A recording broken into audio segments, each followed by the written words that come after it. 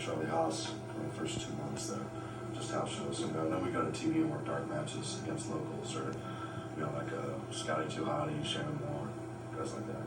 What were your initial impressions of Vince? Vince, I'd met him when I was 19 or 20. Right. I first had that tryout. And, here and there, dark matches, just the same thing you hear from everybody, pretty much, like, he's the man. Right. Did you feel more pressure being partners with the guy who won Tough Enough? No. How would you compare him to Christian as a partner? I wouldn't. It's not fair to either one of them. Right. They're completely different, I think, and both in good ways. Christian's, they're both my family. Right. And I couldn't ask for a better partner than John. Or a friend, he's my brother, Do you think you got unnecessary heat because of Melina? A lot of people say she was, hard to deal with. Do you agree or disagree? I never got any heat. But I think that's because when you first start there, you're going to get guys who test you. Anybody test you guys? Oh, yeah.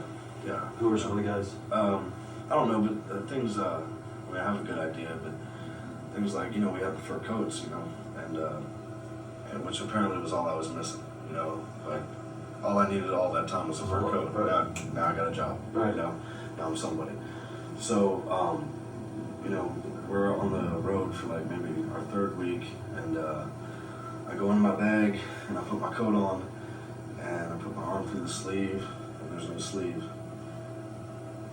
There's a sleeve on this side, and I look at Nitro, and I said, I could have sworn there was a sleeve on here last night when I left the house show.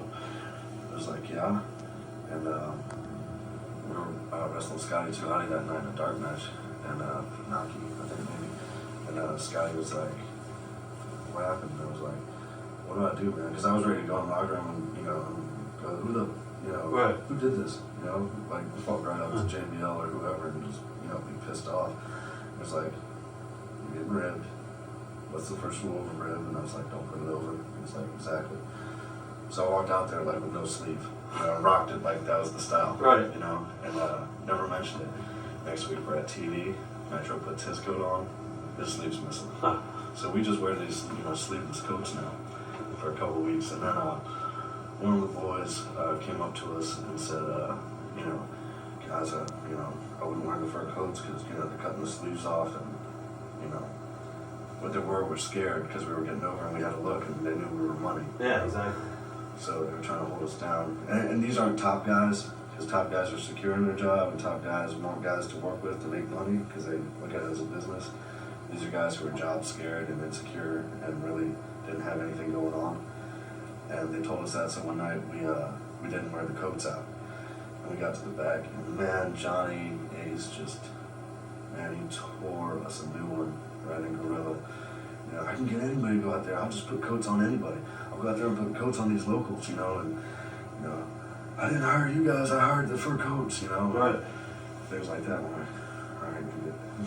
So we got new fur coats that night. We went out and got them. And, we just didn't put it over. And Johnny was like, if anybody cuts off your sleeves, but anyway, you come to me, whatever. Did you who did it or? No. I guess, did the office pay for the coats, or do you guys have to? No, that's all our stuff. All right. And Flair gave us that advice. One of our first times in, saw what we were doing, and he was like, guys, he walked up to us in his robe. I don't even know if Nigel was there, but he said to me, if you want to make money, you got to spend some money.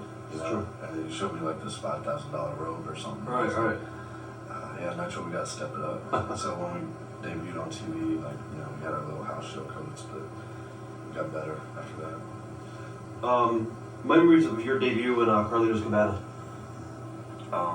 We got the news 2 days or 3 days before. We did a little house show at OVW for Danny, and it was me and Nitro and Melina against Lance Storm and Matt Capitelli. And we wrestled the match or whatever, and then we got the call, so we're going to debut on TV, and it was exciting, I got a name change, and what else?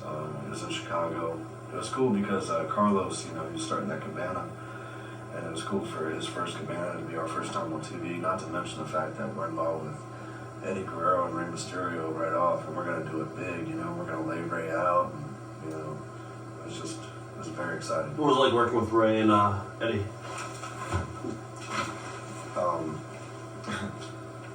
Just invaluable. I mean, just incredible. Two of the best ever. And Eddie at first was kind of I think Eddie was really hard on himself, and he was champion a year before, and then I don't know if you saw being in a tag team was kind of like a step back, and then like putting over young guys and stuff like that. But I mean, that's how your career goes, it goes up and down. I was going to ask you also regarding that. Did any of the guys give you any heat because they were jealous of Vince? Because these two young kids come in and they're getting a monster push. Well, if they did, it's that's how it goes. You know what I mean? That's the business. And right. The thing is that they want to test you and they want to be on you and on you, but when they see you work, and they can see that you can work, then it goes from we don't want them here to I want to work with those guys. Right. Because we were a bump and heel team. Like we made everybody look really good. We had some pretty good heat too. And so they wanted to work with us. So they we got. At least I did, because I knew everybody and I was the worker of the team, I guess you'd say. I got accepted into it, and I was more with the boys in the locker room, the Nitro and Melina. They kind of did their own thing after hours. Right. Like we always traveled together, but they kind of did their own thing, and I was always with the boys.